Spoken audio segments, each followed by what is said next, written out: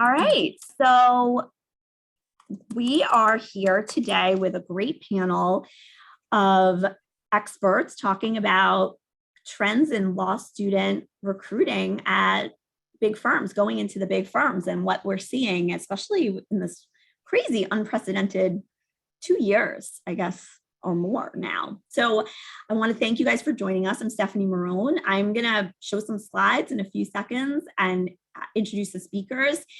And I'm really happy to be here. So thank you all for joining. Just a couple of housekeeping issues while I share my screen. And Phil, if you could, Phil Flora, many of you know, is our Vice President of Sales and Marketing. He's also our tech guy, which he's not really, you guys, but he's going to do it today. So Laura's laughing while I say that. So thanks, Phil. Phil's going to be monitoring the comments and the chat.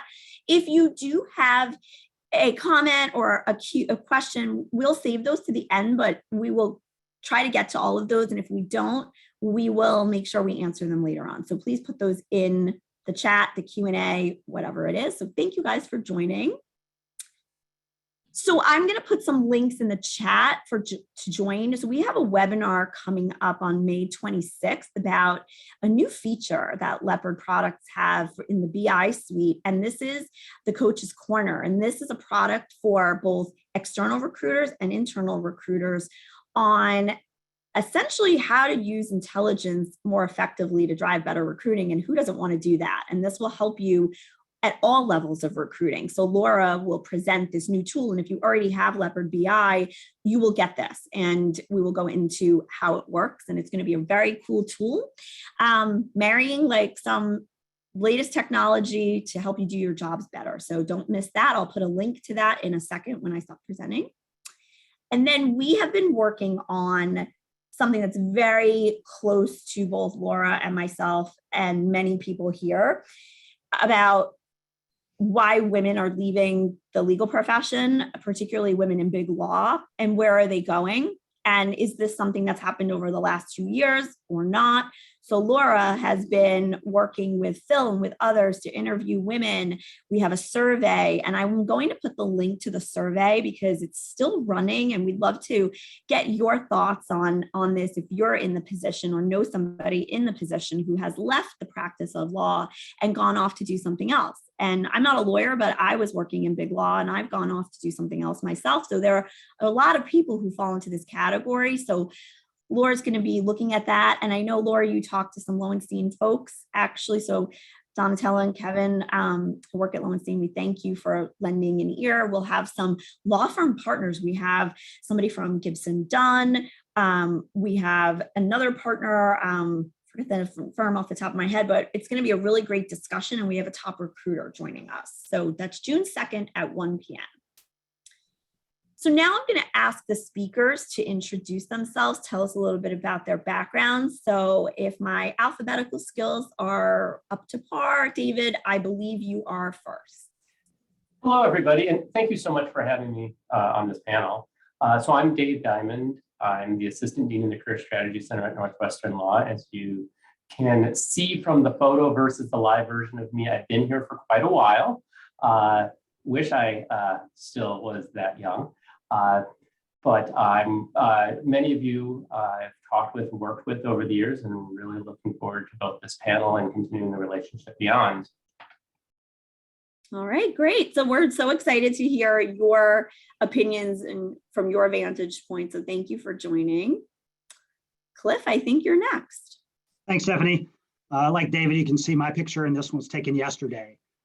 So I haven't changed a bit in 24 hours, but now it's a little bit about my background. After law school, I practiced for about 16 years. Was with a litigation firm down in Charlotte, North Carolina. Instead of buying a sports car for my midlife crisis, I became a legal recruiter, and I went to Major Lindsay in Africa. So a shout out to all my MLA friends that are out there. And then moved over to the school side about 8 years ago. And I've been here at W&L for about 8 years in the Office of Career Strategy here. So looking forward to chatting about Laura's research here. Yeah, so that's going to be a really great vantage point. So we do have a number of MLA folks on the webinar today, but also to get your opinion from being on that side of things, Cliff, and now working at the law school, I think is invaluable. So definitely going to tap on you for that from both perspectives. So that's great. All right, Laura, tell us about you. Well, hi, everyone. I'm Laura Leopard. I am the CEO and a founder of Leopard Solutions, and we have been tracking attorneys and law firms for almost 20 years. And we are excited to bring data about law schools, about women to everyone in the industry. And thank you all for being on our panel, and thanks for everybody for joining. All right, great. And Donatella, tell us about you. So I'm Donatella Verico. I'm the Chief Human Resources Officer at Lowenstein Sandler. I am very fortunate enough to oversee a team that handles recruiting and professional development, as well as compliance at our firm. We are a firm of roughly 350 lawyers across the country, 5 different offices. And I have a very non-traditional background for law firms, and actually went to school for teaching, but in a very long-winded story on another day, I can explain to you how I got here, but I have really grown up at this firm and have loved it for all of these years. So I've watched it grow, and it's been really, really very interesting. Okay, we're definitely going to have to tap into that story and hear more, Donatella. So we'll reach out to you separately. So thank you for being here. And again, I mentioned before we joined, look at Lowenstein's social media as an example for those of you who are looking how to recruit and how to put your best foot forward without kind of self-congratulatory posts all the time. From my vantage point, I think they do a terrific job, particularly on promoting their laterals on social. And I don't say that lightly. And then just a little bit about me. I've worked at all of these firms at the bottom. I won't go through them. I'm now a consultant to legal service providers and law firms, and I work with Leopard. And so that's why I'm here. And I'm learned so much about this industry from the past few years that I've worked with them. And I'm really excited. And one of the things I do now is work with law firms on recruiting marketing strategy, which lots of law firms have trouble with. And we're going to talk about that a little bit later, because it's not enough to have that great name on the door or offer lots of money. There's a lot more, particularly for the big firms that are, known for maybe being a little tough places to work. I had one law firm partner say to me the other day, well, we're going to make everybody go back 4 or 5 days a week. And I said, well, that's a surefire way to hurt your recruiting efforts. And I want to talk about that. That's going to be in the context of the pandemic and how it's affected us and recruiting efforts. And there was an article, I think in the New York Times, or it was in the American Lawyer the other day, that says the surefire way to repel talent is to require them to be in the office. And I'm curious as to what not only our speakers think about that, but what the audience thinks about that. So please feel free, use the chat as an opportunity to get to know us, get to know each other, and save your questions. Put them in the Q&A, put them in the chat. Phil and I will both see them. If you don't want to put them, in the full chat, that's fine. Laura, I'm going to stop sharing and ask you to share your screen while I'm just talking about that. But yeah, if you have questions, you can put it in the chat, put it in the Q&A. Phil and I will be looking at that. And I'm excited to delve into this research and then get Cliff, David, and Donatella's opinions. So here we go. Okay, great. So we're here to explore those hiring trends for recent law school graduates at top firms and, all firms. So a few years ago, we looked at the latest data regarding, recent graduate placements into law firms. And we wanted to take a look to see if those trends had changed and how the pandemic had impacted hiring, like we had seen in the lateral market. And now the booming job market has really impacted those recent graduates, particularly in their first 3 years out of law school. So just looking at some general data, there were over 14,600 total new attorney hires in 2021. Of those, 64% were placed into the top 200 firms, and 36% were placed into firms outside of the top 200. if we just look at placements into the top 200, we do see a significant increase in entry-level hires in 2021. So we all know what happened in 2020, right? In the thick of COVID, law firms just kind of pressed the pause button. They did not do a lot of hiring. They didn't hire a lot of laterals, and they also didn't hire a lot of people coming out of law school. So what we think we're seeing here is them picking up those grads who were paused in that hiring. And then, of course, the 2021 grads as well. And that would explain that big spike in 2021. Now, who are they? Who did they hire, right? So more than half of the placements, 53% of those people that went into the top 200 firms were women. When we did our year-end webinar, we saw that year over year, that the numbers of women being placed in the top 200 have been growing steadily, and that trend, continued again. We see a smaller slice of the pie representing ethnically diverse females, and even a smaller slice representing ethnically diverse men. And I think we all know that there's still work to be done to have a more equitable, industry. And we'll talk in a moment about what we see in those firms outside of the top 200. And we look at how the changing landscape has impacted those gender diverse and ethnically diverse entry-level attorneys. So now we're looking at the schools that made the most placements into the top 200 firms.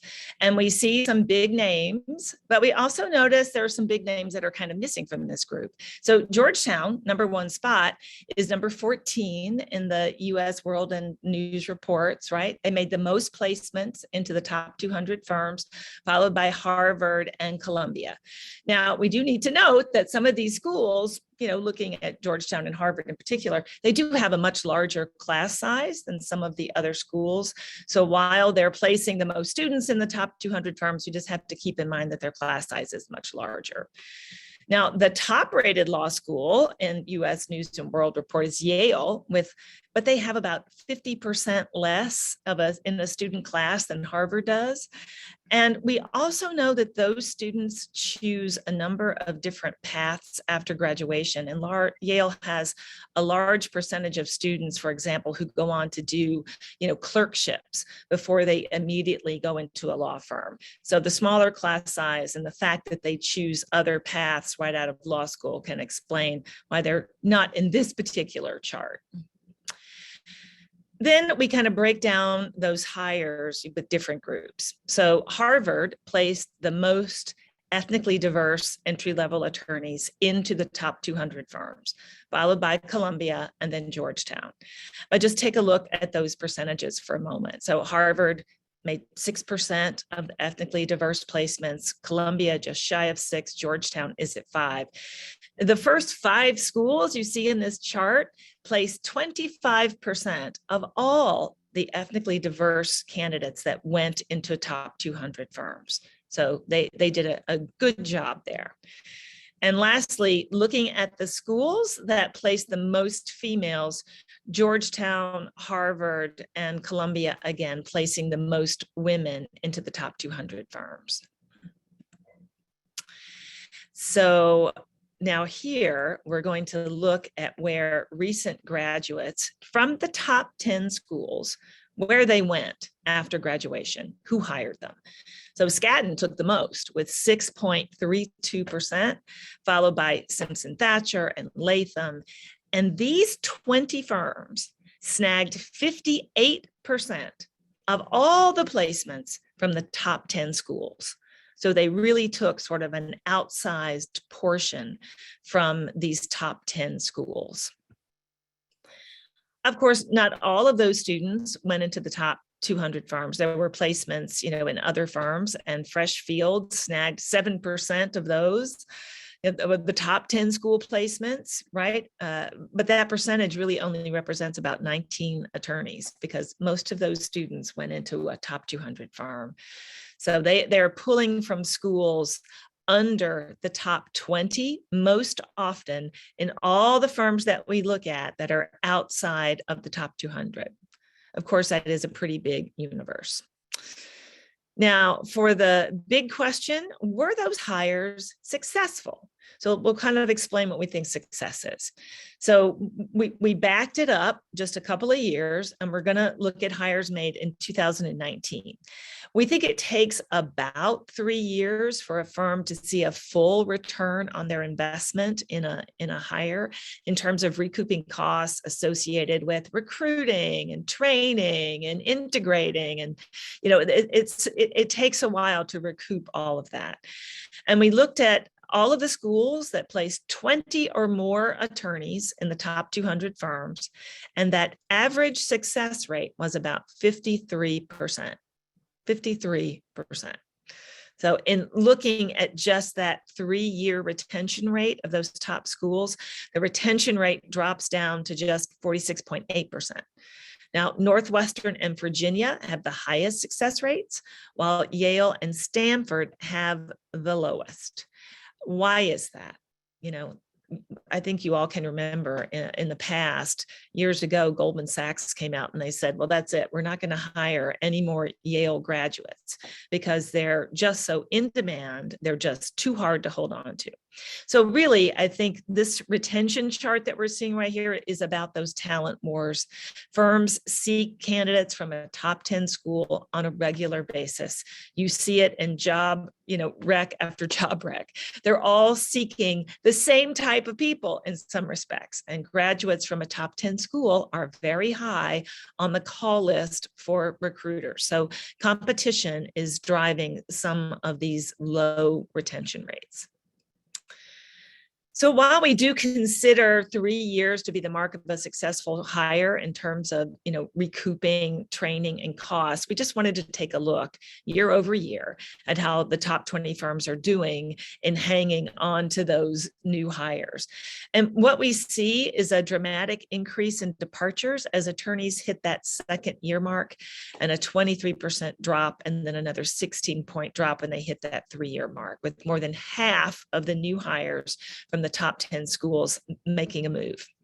And then when we looked at the exits from the top 200 firms, those who were hired in 2019, by 2021, 48% had already made a move. And our data shows that 50% of those who moved re-entered another top 200 firm. So there's that competition that we're talking about. And while the retention rates for 2020 and 2021 look really good compared to 2019, you just got to wait, because the longer you wait, the worse retention gets, because you're just giving people time to leave, because we're looking at that 3-year mark to really see.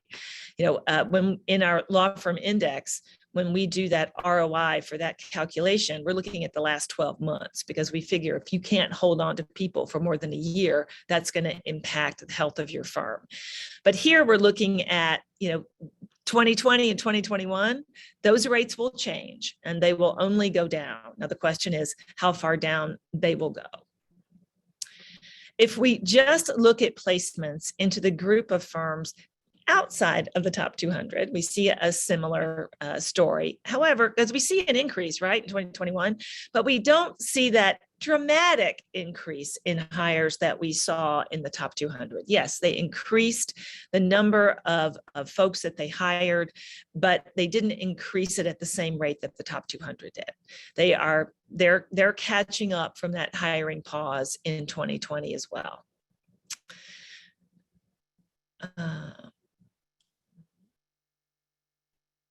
So here, if we look at the diversity in new hires in outside of the top 200, the charts will look similar, but the numbers themselves show some big differences.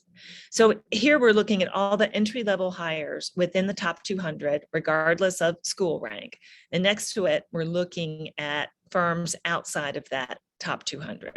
Now, it's a pretty big universe outside of the top 200. It's over 4,100 firms that we cover, right? But the slices of ethnically diverse males and females they're much smaller in firms outside the top 200. Now, in the top 200 placements, ethnically diverse hires made up 28%, and other firms ethnically diverse hires made up just 23%. But here's something that's worth noting. It's worth noting that while the top 200 remained pretty stagnant, that number has not grown for those ethnically diverse hires. In those firms under the top 200, that statistic has really grown from 20% to 23%. So that's showing some strides of better representation in those ethnically diverse attorneys, even in this ultra competitive environment. So schools that place the most graduates into firms outside of the top 200. So if you look at this chart and we think back to what we saw, there were 5%, 6%, 4%, 3%. There were some bigger differences, but these firms placed people from many more law schools. So there's smaller differences between each level of hires, but these schools place the most graduates into firms outside of the top 200. The differences are just not quite as large as what we see in the top 200. So an interesting statistic for us was that the 3-year success rate among this group, and we're talking about, outside the top 200, was just 45%, was actually lower than what we saw in the top 200 for schools who placed more than 20 graduates, and some schools dipping into the 20s and 30s in retention. So we're going to hypothesize here that in an effort to meet recruiting demands, the top 200 has really widened their search pool. And I think everybody on this call can attest to that, to those firms outside of the top 200. And that could explain this metric. In years past, we have seen retention levels be higher in this group of firms, but not so now. Our data shows that 20% of 2019 exits have moved to a top 200 firm. 20%, while 30% went to another law firm outside that group. The remaining 50 have gone to a corporation, government, in-house, private practice, or they just haven't landed somewhere that we track in our universe. Well, this is the data that we're sharing today. But as always, there is a lot more data to be mined within Firmscape and the BI suite, looking at ROI and lateral hires and entry-level hires. And if you're a client, you can get in and do that research today. But now I can't wait to hear what everyone has to say about the data that we just shared. Yeah, so lots that stands out to me, but I want to hear from you guys. So Donatella, let's start with you from your vantage point. What stood out here? What was surprising? What was not surprising? What do you think? So it's interesting. We last year hired the biggest summer class we've ever had in our history, right? So I'm looking at, I was looking at the trends that Laura was talking about, and I'm like, yep, that's us. And the diversity numbers, yep, that's us, right? So a lot of it makes sense to me, right? Our diversity numbers, our female hires, our racial and ethnic diversity, the numbers are astounding. And I'm so, excited and proud about that. One of the things that we also measure, interestingly enough, that you use the success rate, right? The 3 years, we literally do the exact same analysis. I just presented it to our board yesterday. And what's interesting is that over the years, we've had a much better success rate. 2021 was more in line with what, Laura, what you showed. Whereas other years I would have said, nope, we actually have a stronger success rate. So that was a bit of a difference, and that was, for us, right, as a firm, but very consistent with what you pointed out. But one of the things that we found is that because of how strong we feel about diversity and inclusion at our firm, right, and our focus, we have actually brought in the schools that we visit and the ways in which we recruit. A little bit different than OCI, although my friends Cliff and David would I don't know if they'd love that idea, but we've definitely expanded the ways in which we recruit so that we can really try to recruit a more inclusive and diverse environment. And so the school lists have been different. So Laura, you were showing the slides of, I'm not exactly sure, why this is happening. At least from our perspective, it's happening because we really want to make sure that we are looking at schools that have a very diverse population. And also, we're fortunate enough that where our offices are located, they're literally in our backyard, right? So that actually allows us to retain them, which is, I think, where our success rate has been better, right? Because they are schools that are very closely aligned and affiliated with our firm in the different states that we're in, and so that's been helpful to us. Donatella, are you doing anything different to attract the diversity, the diverse candidates? Because we know everybody wants more diverse candidates, and it's not easy. And so I hear firms say this all the time, like, we can go to the different career fairs, we can work with recruiters that specialize in this, but how do we actually make it happen when this is a priority for not just our firm, but the entire industry, every single darn firm out there? So what are you guys doing, and what advice do you have for other firms? Not that you want to give advice to other firms, but sure, why not? No, I think that's right. I'm a big believer in sharing. But actually, in the last 3 years, and again, Cliff and David aren't going to want to hear this, but 70% of our hires for our summer class did not come out of OCI. So what we've done is, and I'm giving away a couple of our secrets, but I think they're really good secrets, and I want other firms to share in that, which is I am very fortunate to have a very large team for the size of the firm that we are, honestly. But we really try to stay close to candidates or potential candidates, and we start earlier, right? So we are involved, we've just expanded our 1L program, and it is a diversity program. However, there's only so many spots, and there's so many people we'd love to hire. And so what we've done is stayed very close to the 1L candidates that we haven't been able to hire just because we ran out of spots. And then, tried to get to them early before the 2L season, really begins, because we were so impressed with them during that process. So we're trying to really do things like that. We have done a lot of panels and webinars and different things for law school students. Our employee resource groups, lots of firms refer to them as affinity groups, are very, very active in our firm, right? Our women's initiative, our diversity leadership network, and folks in those groups have participated in webinars and different things. And we've gotten in touch with those groups at the law schools, so that we can help them in their careers, and then hopefully they'll come to us. So it's a lot of what I would say proactive recruiting. Okay. But that's really how we've done it. Okay, that's great. And we're going to delve a little bit more into this. And I see we have some really good questions coming into the chat. So know that I see them, and we will get to those. So Cliff and David. So Cliff, let's start with you. First of all, the 70% of new hires not coming from OCI that Donatella mentioned, and then the research that Laura presented. And I know from my clients, they're doing things a little differently. They're also hiring in jurisdictions where they don't have offices necessarily. They're expanding the talent pool. We've been telling people through the work with Leopard that you've got to think outside the box. What does all this mean to you? What were your thoughts on the research Laura presented? Tell us everything. And also, Cliff, from your perspective, having worked at MLA and been a recruiter, like, what do you think of this crazy wild, wild west? Where do I start, right?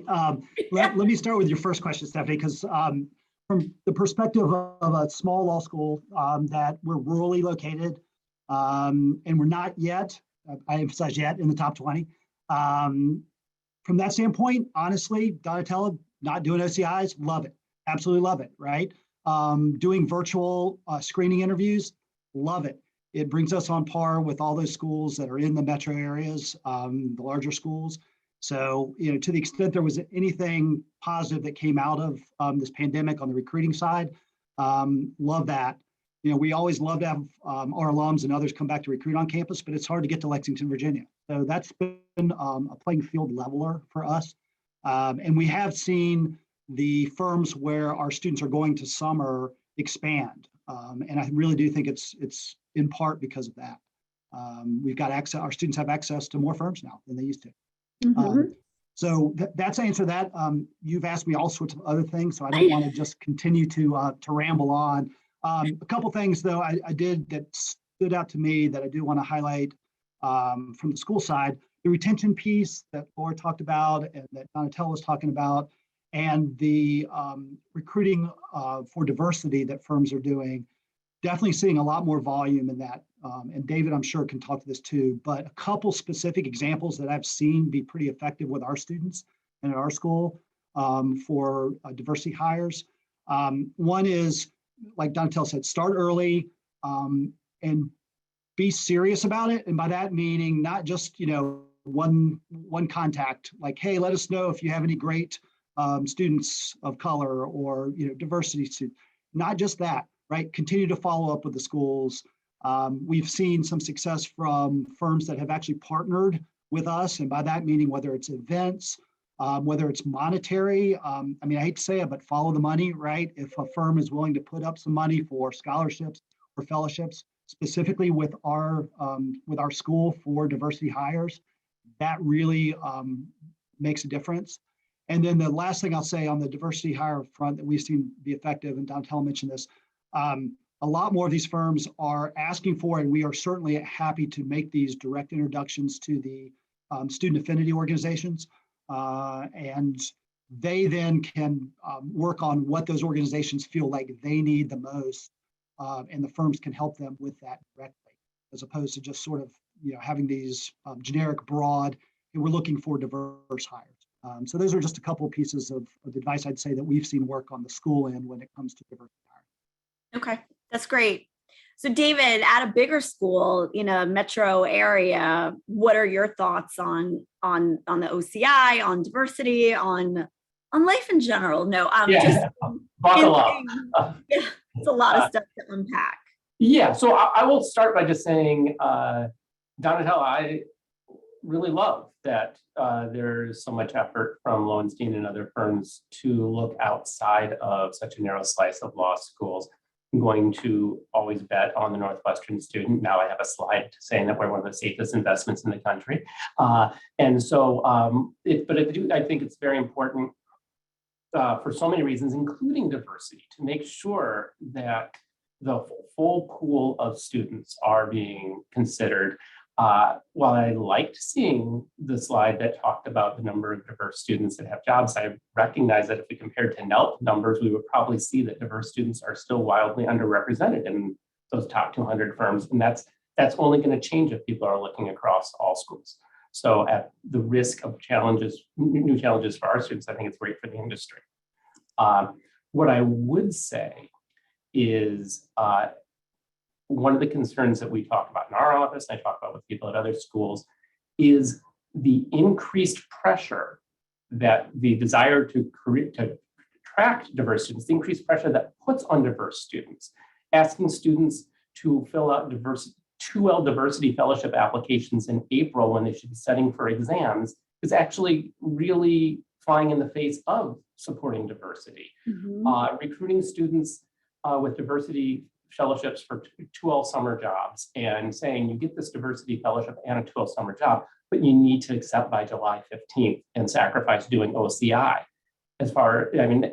To me, that seems more like the commodification of this effort as opposed to valuing the student and putting more pressure on them. And so while I think it's fantastic that firms are finding new ways to reach out to students, both at my school and other schools, students talk. And all you have to do is look at Reddit to see which firms students think are valuing diversity or throwing money at diversity. And that is going to impact both recruitment and have an impact on the retention side. So pardon me for now turning this into my platform, but I would request of all employers that, and I think it's great, the investment in recruiting diverse students and other students outside of the OCI process and making great opportunities available to everyone. But I think it's really important, number one, there's transparency in the process so all students are aware of how these processes work, but also please give the students a chance to do OCI. Yeah, Because if you're asking them to accept before they've been able to look at any other options, it's really it sends a really negative signal to the students about what it's going to be like at the firm. And it also is likely to probably reduce retention rates in the long term. 100% agree. So we've seen 3Ls accept offers at firms where they didn't summer. What do you attribute that to? And what do you think is going on there? What advice do you have for law schools and firms on that? Sorry, for me or for everyone? For anybody who wants to answer, I'm gonna just kind of volley some questions at you guys. Yeah, on the school side, I will say that oftentimes when that happens, if the person had summered at a different firm, oftentimes it's because they'd made a really quick decision for the 2L summer and had not really explored how their interests, practice-wise, culture-wise, geographically, aligned with the opportunity that's in front of them. But it was really exciting to have that opportunity, and sometimes they had too short of a deadline to accept. Other times there's just truly just change in life circumstances. Significant other has accepted a job in another city, or or a sick family member that have to move. And which we know a lot of relocations happened during the pandemic. What do you guys think is the impact of the virtual summer associate program, virtual working, like working from home, or the hybrid working? How do you think that's going to impact associates going forward, introverts, or just in general relationship building? Because of the old static model that we're so used to has been upended. It's been thrown on its head. And so you're not just going, I guess you sort of, I guess Donatella, the students, the summer class is back in earnest in the office now, but I'm sure they're still working somewhat remotely, right, on a hybrid. We've never done things this way before. So I guess my question is, what do you tell students, I guess that's for David and for Cliff, about adjusting to this new normal? And then Donatella, for you and your team, what kind of challenges and opportunities has this new environment presented for you in terms of building a culture, fostering mentorship, assigning work, and all the things that go along with being an associate and acclimating to this new, your life is totally different as an associate. So there's a lot I threw in there. Answer whatever resonates with you. So Donatella, can we start with you? Sure. So I will say this is definitely by far the hardest year to plan for. Absolutely. Than the last, right? So because the first year we thought it was hard, but everybody was remote. And so we were all on sort of even playing field. Last year, we started out remote, assumed we were going to be remote. And actually, we had a lot of our summers who said, well, can we just get together for lunch? And so we were able to find people who were willing to do it. And so we did. And they were just grateful for the handful of opportunities that we were able to pull together for them. And I was literally on a call this morning with my director of talent and our senior manager of entry-level recruiting, and trying to figure out. So we are in the office 3 days a week, and what are we expecting from our summers? What are we don't love to use the word required, but what are we encouraging them to do? And what happens if you've got summers in, right? Not on the same day as our lawyers. And so we had started out this idea of encouraging people to come in on Tuesdays and Thursdays and one other day, so that at least on Tuesdays and Thursdays, you can assume that there's critical mass in the office. We also assign mentors and buddies and partners to all of our summers. And so we are spending a lot of time over the next couple of weeks, making sure they intend to be in the office and what that role actually means.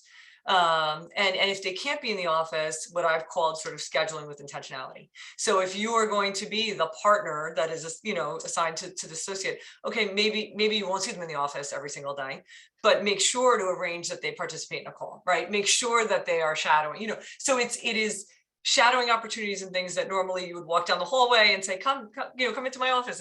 And so we always do a sort of training session with the folks who are part of our program before it launches. And so we were talking about what are the different tips and tricks that we're going to need to encourage them to do to create that environment. And we actually found that our summer associates last summer all came in every single day because they Yeah, actually wanted to see each other. And we I'm were not like, fine, you surprised. know, that's fine. But this year, I think the expectations will be different and they will fully expect to see each other and others. And so Yeah. it's the others part that, you know, we're really trying to figure out. I'm not surprised on that, Donatella, and that's something I hear from associates and summers and in general. They want that community. We had that, and that's got kind of, you know, it's hard. The other thing is summers at law firms, particularly Fridays. I mean, they're ghost towns. We know that. So good luck to you trying to get folks come in on Fridays, because that's going to be, if you have tips, if anyone has tips on how to do that, please put them in the comments. Cliff and David, from your perspective, in terms of offering training to some of your students about how to succeed, or, you know, even informal training on how to succeed as an associate in an environment where you are working more remotely, that sort of thing, or interviewing on a virtual basis. Has your school adapted to doing that, or have you changed sort of like the offerings that you have from in your office in terms of what services you're providing to students? Let me jump in real quick and let me push back a little bit, because I'm seeing more just in this last year with the first year class that just finished up their year about this wanting to be in person, wanting those connections. I'm not saying this is prevalent, but I'm saying I'm seeing more of this than in years past, where, for instance, the questions I'm getting from 1Ls about their 1L summer job a lot of times is, hey, can I find a remote job? Because I really don't want to be in person. You know, what employers are hiring remote? Because I really don't want to actually have to move to, you know, New York City or Washington, D.C. and pay that rent. So I think it's going to be really interesting. And this is where, again, Donatella, I don't envy you at all. Is this, you know, the last 2 years, you've got the Gen Zers anyway, and the last 2 years of being in a pandemic and being used to not having that sort of social interaction. I think there's going to be more and more of that for law students, especially this 2-year, 3-year group, and they're not going to want to be in person as much, maybe. And it really is sort of, I think, a catch-22, because then I hear from our recent alums who are out there with firms that are, you know, getting remote training or not going to the office, and they're bemoaning the fact that they're not making those connections. So, you know, I don't have answers. I think flexibility and communication are the two words that I hear most of our recent graduates and that our law students want, is the flexibility, and tell us what your expectations are for us when it comes to remote versus in person on that front. But I think it's really going to be interesting to watch to see, is this trend going to continue, and are more and more law students going to say, I like sitting, you know, at home, wherever that is, and I really don't need that connection. And you know what, the reason I brought it up with summers in particular is that they usually relocate for the summer, or there's a lot of social activities, Cliff. And so we know, like, you know, having worked at law firms for many, many years, like, I know we're planning the summer calendar, and Donatella, you know this, like, planning the summer calendar for months and months and months in advance. We're taking the summers here, we're doing this lunch and this activity and whatever it is. It's like, it's a huge deal. So now, you know, everything, like I said, has been turned on its head. So, you know, even adapting to like more virtual programs, but wanting them to feel part of the culture, so that they choose you in the same way that, you know, you chose them. They need to choose you, because we know in this new Great Resignation period that it's not a given that they're going to choose to work at the firm where they're summering. And Laura's research actually shows that.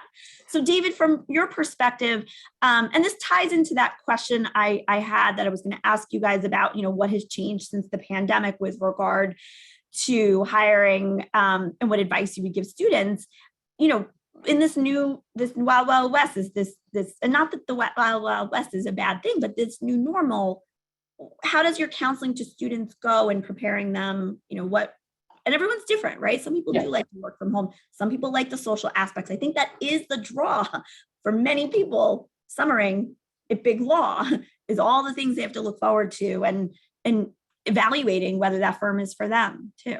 Yeah, so it's a great question. And I mean, part of it is you've hit a big portion of it right on the head, which is we really do have to adapt from student to student as we think about where they're leaning on things, and then also have to take into consideration what the employer might actually offer to them.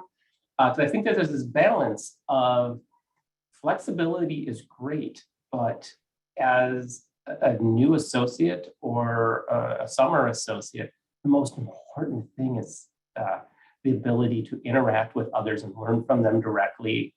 I don't have to do it anymore, but being in the office late and running into somebody in the hallway and getting a new project, or being pulled in because someone sees you and saying, hey, you should sit in on this call. Those experiences are invaluable. And so I think it's really important for students to try to find as many opportunities as possible, and new hires to find as many opportunities as possible to be in the office and be in that environment. At the same time, we have to be careful as we talk about it, because there are firms that are saying to us, we want to have people in the office, but our current associates and partners don't want to be in the office. And so if we're telling everyone, put as much time in as possible, but then go to the office on Fridays, it does create a weird dynamic. And so we don't want to oversell, but we do really want to make sure that people recognize that remote work has been great and it's created new options, but when you're starting off, FaceTime is so valuable. And if I may, can I just add one piece to that? Please. Because I think you're 150% right. So, from my perspective to the law schools, right? One of the things, the partners and the more senior lawyers have said to me, like, they're missing all these connections. And I said, but they don't know that, right? They have not lived this life. They don't know what they're missing. Right. And what's interesting, looking back, right, for 2020 and 2021, yes, they craved the connection to the workplace, because if you all remember, we had connections to nothing, right? I mean, not our families, not our friends, right, for a very long time. Yeah. So they were so happy to be in the office for the small amount of time that we were allowed to, because it was one source of connection. When you look at this year, life is different. They can see their friends, they can travel again, they can go to their family. And so they don't understand, because they have never worked, right? I'm generalizing. Most of them have never worked, and definitely not in a law firm setting. They don't understand the value of the connections. And so I keep saying, and generationally, for the most part, this is a group who isn't really good about being told things. They have to experience it, right? And so instead of, and I keep saying this, especially the partners, let's not lecture them, as I would, because I've learned this from my 13-year-old and my 11-year-old. Instead of lecturing them, help them to understand the why, right? Help them to understand what you mean by that connection. And so, David, that example that you gave of, I know it's silly, but walking down the hall, being the person there at night who happens to get that assignment, that is incredibly invaluable. And so instead of saying the connections are important, you have to explain the why. And we have to, all of us, right? The schools, the law firms have to really take the opportunity to explain the why, because then it will make sense. And then they're happy to do it. And they're more than happy to be part of it. But anyway, I can go on and on about that. But it's been so interesting for the 3 years to really see the difference over the summers. We know what it's like. We were on those cruises. We went to the MoMA. We did the art galleries. We did all of those things. We had the alumni come back, which, by the way, invite your alumni back to be part of your summer program. There's no better advocate for your firms than hearing from your alums. But they don't know. And that's, I guess, what I feel like is missing. Also, that, just like I said, they are choosing you just as much as you're choosing them. You want connection points with those people. They have questions about how to do something. They can't just walk down the hallway and ask a fourth year or the partner how to do it. They feel stupid. What do I do? I don't know these people. I've seen them on a Zoom. Their name is in the firm directory. It's very isolating. Plus, we don't know where they are. Maybe they're at home with their parents. Do they have quiet time to work? It's a very different kind of thing. It just presents challenges and opportunities, like I said. So Donatella, we'd love to visit with you again at the end of the summer and hear from you about these, how you and your team are creating these events, because I think it would be really interesting to do this hybrid model. We are in an unknown territory. We've talked so much on these webinars last year about pivoting, and that's, I think, still the word and still what we're doing. David and Cliff, I have a question for you guys, which is, looking back now, keeping in touch with some of your alumni and hearing some of the experiences of some of the folks who are at firms and practicing law and have gone on to have successful careers, what do you think those firms have in common in terms of providing to those lawyers? Like, so those firms that Laura said are keeping those associates for 3 or more years, what's the secret sauce, do you think? And of course, this is going to be different, but there's obviously, it's more than the name on the door. So David, let's start with you. What do you think that the firms that are successful with regard to recruiting are doing right? That is such a great question. I was hoping you would start with Cliff because it's a hard one to answer. I know. And if we had we would all be like bazillionaires. So, I mean. Yeah. So, I mean, this is going to sound pretty biased, but I think it starts with the right connection through the recruitment process. And, I readily admit that I'm kind of on point with the idea that I really buy into a long recruiting process where students are really getting to know each other and just looking. If 20 firms are accounting for almost 60% of where T14 or T10 students are going, that's 20 firms that the students need to get to know at a minimum to figure out if any of them are the right fit for them. So I think fit is a key part of it. Mentorship, and really the students, the graduates knowing what they want to do and working with the firm to make sure that they're developing to do that type of work. I mean, I would love to say there's some magic formula that law firm X is doing it perfectly for everyone, but I think a lot of times it just comes to finding the right firm with the right practice group and the right mentors, and that's not an easy process. And I'm so glad you went first, David. Let me, from my perspective, I'm a big picture person, so my answer is going to be a little bit more big picture, but I think the firms that are most successful are those that have a candid, true message that they can get through to students. So don't try to be everything to every student. Don't try to have mixed messages. Don't try to anticipate what you think students want to hear about your firm. Don't do any of that.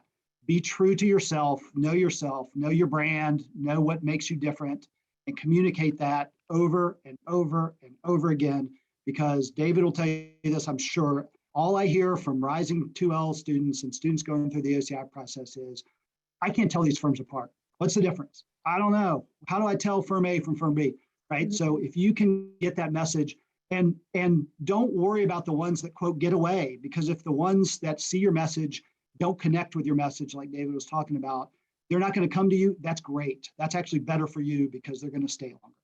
So, yeah, right. I mean, we all know that, again, like, someone said to me, how do you know the difference between like, a Paul Weiss, Sullivan and Cromwell, a Cleary Gottlieb? Well, without going there, it's research, it's talking to people, but there is something during the meeting of the people and the research that you're doing, informal stuff that will tell you, but you're right. And Cliff, I think that goes to what I was saying about you're interviewing them as much as they're interviewing you. So it's a mutual thing. And, there's a lid for every pot. I think that there's a saying like that. So you're going to self-select, you're going to, find that firm. Laura, any thoughts, based on the research in terms of this question, the firms that are doing it right?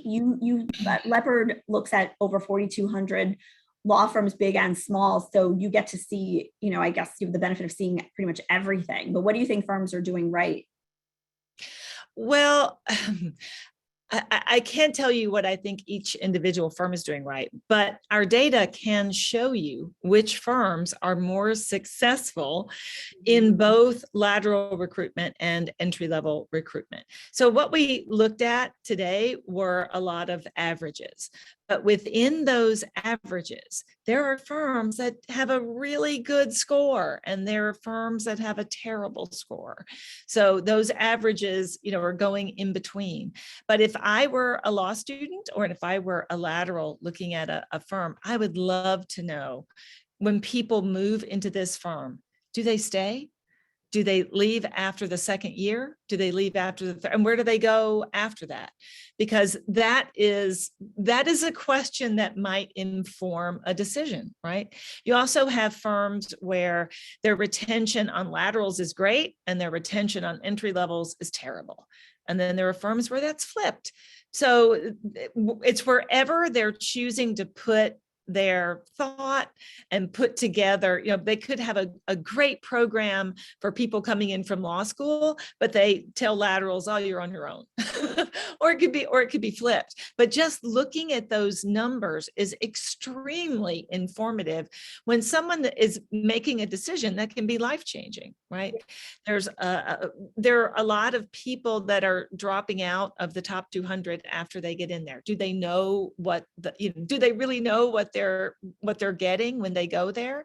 And I will also say, just as an aside, the new salaries that are coming out, and everyone's getting very excited about how much money they're going to make in the first year, but there's a downside to those high salaries because there is a cost that will be paid for those high salaries, and that comes in terms of hours, that comes in terms of what the firm expects in return. So I think all of those things should be taken into consideration by both, law students and laterals. That big average it's not one size fits all, and firms are different from firm to firm to firm. Knowing what that firm's pattern is, I think, could be extremely instructive. Yeah, and I also remember like that 3 year, like staying at a firm for 3 years. Remember, there are a lot of people who go to firms and don't want to make partners, stay at firms forever. We know that this has happened. The Leopard data shows it. Women are leaving law, men are leaving law too. People want to go in-house, they want to start their own businesses. So the days I think of everyone staying at that same firm to go make partner, yes, that happens, but people have changed. The generations have changed. Millennials want different things. That generation Y, I don't even know what the new one is, but David and Cliff. Well, the world is changing, and the question is, yes, and just are firms going to change with that? We've seen, a seismic shift in how we do our work, where we do our work, and law firms have been forced to innovate, as we've seen. So couple quick things before we finish. Someone asked the question, how are you guys handling the timing of OCI offers with NALP standards gone? Is there an average number of days to leave the offer open that works best? I'm curious to hear from the law schools on this topic because we don't want students to renege their offers. So David, Cliff, what do you guys think? I'll go first because we're in a little different position. So we do not tell firms that recruit our students they have to keep an offer open for a specific number of days. We just don't feel like we've got that leverage with firms to make them do that because of our position. So, we just ask them to treat our students as if they would, as similarly as they treat students at other schools. From that standpoint, I would say on average last year, the recruiting cycle, generally speaking, was probably 2 weeks was the average offer with almost pretty much automatic if you asked for it and asked for it nicely and timely, at least another 7 to 14 days. But that is definitely, and I think the reneging issue that's raised is definitely one that we're seeing more. We saw it more with our 1Ls with their 1L summer jobs this summer. So that's something I hope. It's always, I know, a tension back and forth depending on sort of the law school and where you are and the law firm and how much leverage there is one way or the other. But it's something that from our standpoint, we wish firms would give as much time as they can because I do think it will cut down on the renege. Okay. David? Yeah, so we've tried to basically uphold what were the NELP standards before Part 5 was removed. And so we ask employers to keep offers open for 21 days from the date of the offer letter, unless unless your office has a class size of under 10, at which then it's only 14 days. And we recognize that there are significant challenges in yield management, particularly when you have a smaller class. And then I guess the controversial position, and I think that position is quite frankly what many of the law schools have. Some just have a date that just happens to magically be 21 days from the first day of OCI. But the one position we've taken, which we're hoping then becomes a partnership with employers on the reneging issue, is if somebody, we have a reneging policy. And if someone accepts an offer and the firm is abiding by our policies, then by all means, that's going to be a problem for that student. That is unprofessional behavior. And we are working in partnership with employers. But the flip side of it is if you're not, if you give an offer to somebody prior to the start of OCI, because that's, we want 21 days from the start of OCI for pre-OCI offers. If the student says, and you give somebody middle of July to accept the offer and they don't get to go through OCI, and the student asks, will you please follow Northwestern's policy, and the firm does not, we're not going to hold the student accountable to that acceptance. Okay, We feel got like it. that's the other side of the partnership. Yeah. So I'd like to wrap up. There are a few more questions. Until we had a question about like how do firms do in-person, be creative about like the training, the summer associate training, which it sounds like we may revisit that with you at a future date just to find out how firms are doing it. And I think that might be a good article for Leopard to write. But I want to ask each of you to give just a takeaway for law firms, for students from your vantage point. So Laura, let me start with you. What advice would you give? You could do either or both, but to law firms and to law schools with regard to this topic. There's so much to say, really. Data is our guide. Of course, we are big believers in data, and data can help uncover problems, but it can also help point a way, out of the woods, so to speak. So looking at data to help you make better decisions and also know the lay of the land within legal world, I think is really important to law students and to laterals, and sharing that information with them helps them make a better decision. And I think some of what we talked about here today about, the importance of being in the office when you are an entry-level associate or a very junior associate is so important. Mm-hmm. Managing expectations of the student and the law firm, that's part of that whole recruiting job. You've got a really tough job, but I think it can be done. I think so too. Donatella, words of wisdom? So I think when I think about, we talked about how law firms, we're all competing, it's always the salary race and the benefit race. And, and so at the end of the day, it makes it very confusing for students because they're like, it all looks the same. I'm not exactly sure what the difference is. But figuring out what your differentiator is. And to me, what I've heard, I think what we've all heard, irrespective of industry, honestly, is that employees, right, are looking for what I would say is culture and purpose. And my friend Kevin, our CMO, and I have had this discussion about, is that the same, is that different? He likes the word purpose. I'm a culture kind of fan.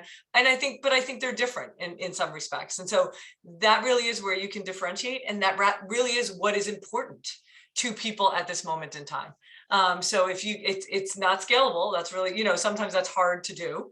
We're a size of a firm where we can make the experience a bit more individual. And so that's been helpful for us. But I think it's really thinking about what they want and being able to illustrate that to them during the recruiting and the summer process. Yeah, I agree. I'm going to just piggyback on that with purposeful recruiting and intentional recruiting marketing. If you don't do recruiting marketing, you're at a huge disadvantage because the name on the door isn't enough, nor are the great partners with whom they're meeting. Your students are interviewing you just as much as you're interviewing them, and they have a lot of choices. So you need to continue that, but also while they're there as well, because firms are hemorrhaging associates and partners. And so retention needs to be part of this strategy. And then the last thing I'll just say is alumni can really be an essential and strategic part of your summer associate and recruiting strategy in terms of goodwill and recruiting and business development and a whole bunch of things. So I think this is advice also for the law schools, but also law firms. Tap into your alumni. They're great resources.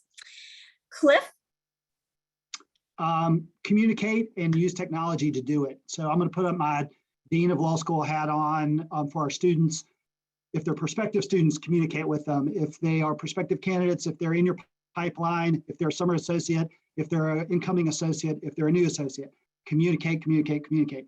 Tell those students that you're going to reject, that they're rejected. Don't just leave them in the dark. Use modern communication communication methods, text them if you can do that. I've heard so many firms say, we don't want to do that. Yeah. Students want to do it. Just text them. We love seeing you. Sorry, we're full. We're not going to be able to hire you. So many students want that rather than just sitting in the dark wondering if they need to follow up. It's really hard to do. I know it's really hard to do for Donatella, you all, because you're stretched thin and it takes time. But if you can communicate through each stage of the process and do it in even a really quick way, like by text, just do that. It's going to make our students so much happier and they're going to love you.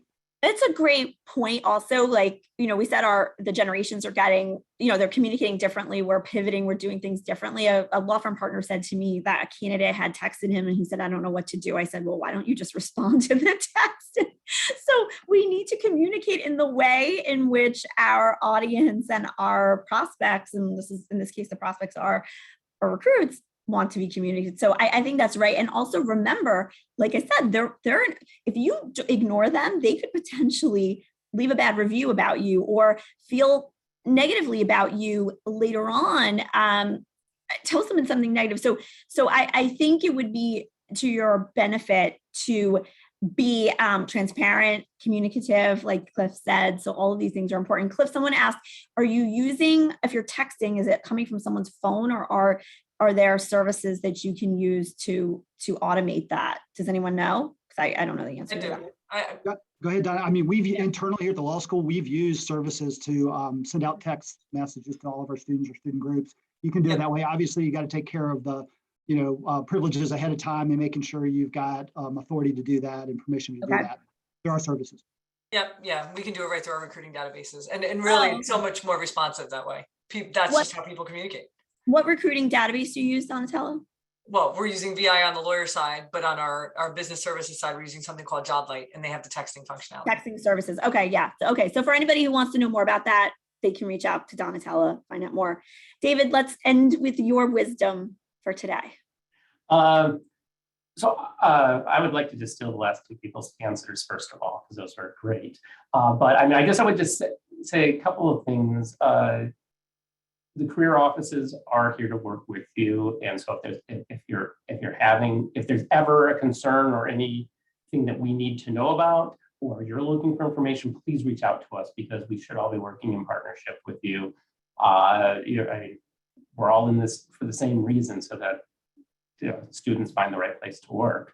The other thing I would just put out there is, I'm not sure if there is a rising to a class that has been through more than a class in 10, 15 years. Unlike some prior classes, if you go back to 2019, 2018, I don't think they've really had a chance to meet very many attorneys face to face yet, or to really research. They have 2.5 years of Zoom fatigue. I think it's just going to take some time for the students to fully be ready to interview, and to interview for your firm as opposed to a firm, because I just feel like a lot of students are very behind on differentiating law firms from one collection of last names to another in a way that is different, because they just have so many other pressures adapting to this evolving environment within the law school, and obviously all the challenges in the world. That's just more information than advice.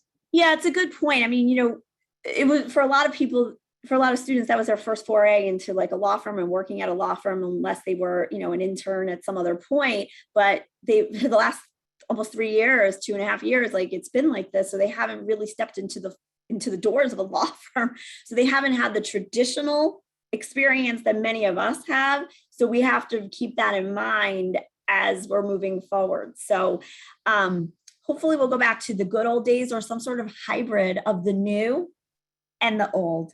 That's where I think is a good place to end. So I want to thank all of the speakers. I want to thank Laura and her team, who spend lots of time putting together this research.